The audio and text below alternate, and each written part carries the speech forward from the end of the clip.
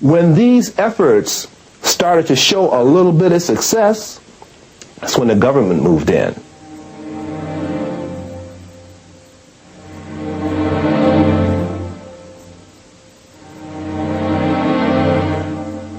COINTELPRO was the code word for counterintelligence program, and it was a program that the FBI created in 1956 to go after the Communist Party with intentions of trying to neutralize the party, put it out of business. In 1967, they start what became known as MH Chaos, a code word for illegal domestic operations within the United States. We can say that the COINTELPRO was a kind of codification for white supremacy in America, because the function of the FBI was to preserve white political, social, economic supremacy in America. Counterintelligence staff under James Angleton was not the only CIA office which was involved in illegal operations within the United States and with the general attempt to get information on the foreign hand in the protest movement. The Office of Security was another major effort by the CIA. I've seen top secret documents from the White House authored by Nixon communicating with J. Edgar Hoover specifically about the Panthers. Hoover had, well, if you want to call it an enemy list, had lists, but it's difficult to say what Nixon's men had. They pulled the Watergate, so I guess they could do just about anything. The Black Panther Party was looked at as the #1 threat to the internal security of the United States of America. These are word-by-word, verbatim quotes from J. Edgar Hoover. The year of '69, every branch and office of the Black Panther Party in one way, shape, fashion, form, or another was attacked by the power structure, law enforcement agencies, and so on. There's people walking around out there like walking wounded, you know. It's just like they've been in Vietnam. Victims of gun battles and sieges and isolation and torture and destroyed families and dead parents. But nobody knows about them and nobody really cares. And that story is one that hasn't been told yet.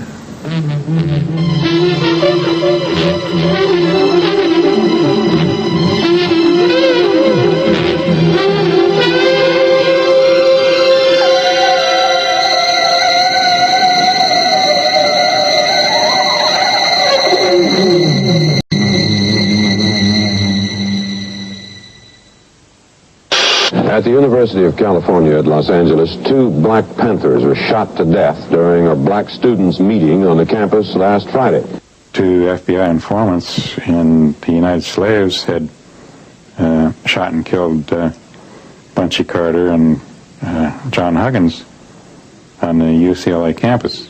Us organization slapped a member of Black Panther Party at the time, Elaine Brown. Was going with John Huggins, so when she told him that somebody from the US organization had slapped her, he pulled his pistol out. This is when the 2 brothers, or supposedly Steiner brothers, supposedly steps out from behind the doors and open fire and kills John and kills Bunchy.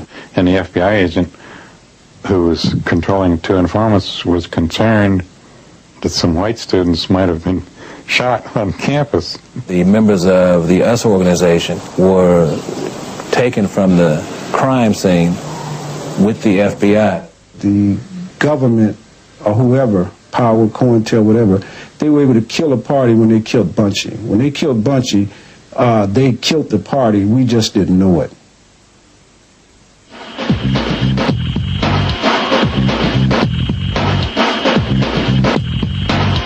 If we destroyed it, but you and I and they are all the same.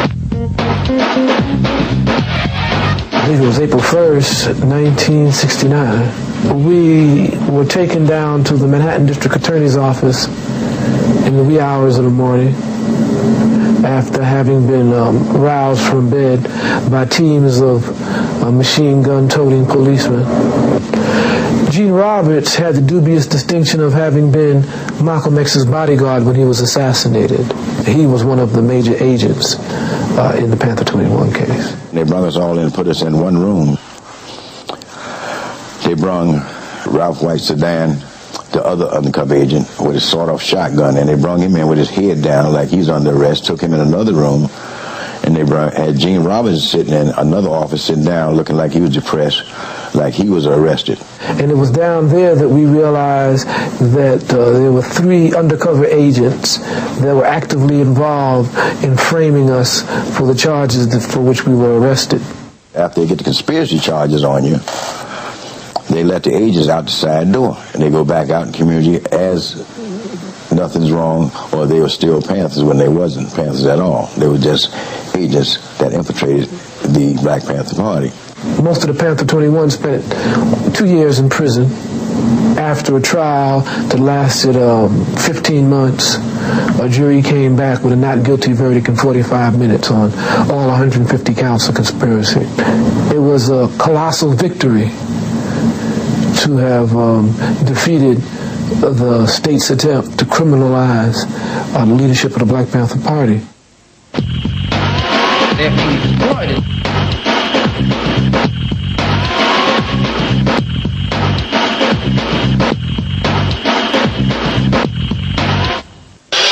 Elridge Cleaver, the Black Panther leader who fled to Cuba to avoid being returned to jail, arrived in Algeria today to attend a Pan-African Cultural Festival in Algiers. FBI Director J. Edgar Hoover today asserted that of the black extremist groups, the Black Panthers represent the greatest internal threat to the nation. In his report for fiscal year 1969, Hoover said the Panthers have perpetrated numerous assaults on police and have engaged in violent confrontations throughout the country. You might murder a freedom fighter like Bobby Hutton, but you can't murder freedom fighting, and if you do, you come up with answers that don't answer, explanations that don't explain, you come up with conclusions that don't conclude. Fred Hampton, who, by the way, I would look at as one of the true leaders of the Panthers. Extraordinarily talented. 21 years old. Articulate. Watch some of his films. Hear him speak. There was a dangerous man. He could persuade people that there was injustice. That the United States ought to be changed. Black people need some peace. White people need some peace. And we are going to have to fight. We're going to have to struggle. We're going to have to struggle relentlessly to bring about some peace, because the people that we're asking for peace, they're a bunch of megalomaniac warmongers, and they don't even understand what peace means.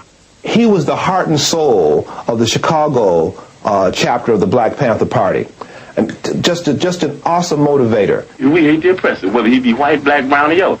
And he began to forge coalitions between various street gangs or youth organizations in Chicago. And by doing that, and by being a charismatic leader and being one who could mobilize the people, and particularly the youth, he became noticed by the federal government.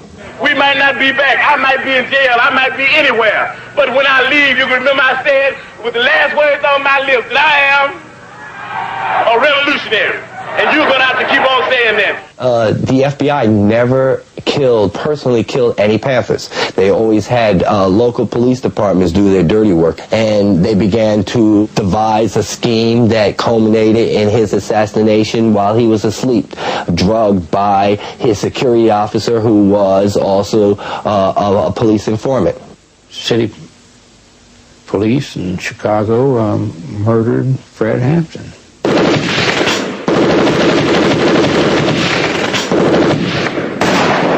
It had happened apparently about 4 o'clock in the morning on December 4th. I didn't hear about it until 6 o'clock that night because I wasn't in town.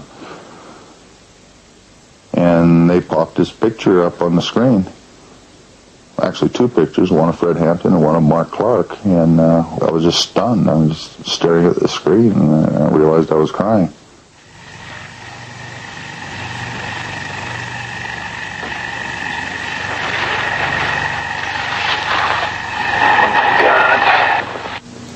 They shot that place up in ways you couldn't believe. His wife, pregnant, shot up in the bed there. She survived, as did the fetus, but Fred's body was riddled.